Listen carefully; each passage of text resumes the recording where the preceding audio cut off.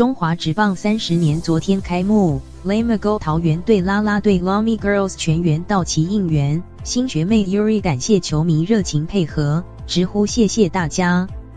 开幕战开场舞一直是 Lamy Girls 精心准备的项目，今年全新开场舞我最瞎趴，让球迷直呼尺度大开。队长巫以轩说 ，Lamy Girls 没有极限，什么舞蹈风格都能驾驭，会带给大家更棒的 Lamy Girls 舞蹈。首次在上万人面前表演的若彤觉得很紧张，赛后表示回去要再训练，并加强纹身变舞的能力。菲菲则说，第一次跟这么多人一起跳舞很开心。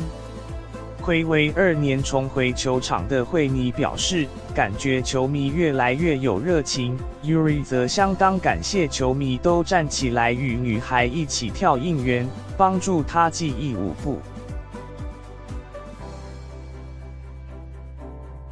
Lamago 桃园队迎接新球季，除了球场本垒后方改装隐形护网，也更新美食街品项。总教练洪义中成立个人品牌小铁松饼球专卖，而台湾知名连锁美食业者胡须章、老陈凉面与印尼料理品牌银多面也进驻球场，提供球迷更好的看球服务。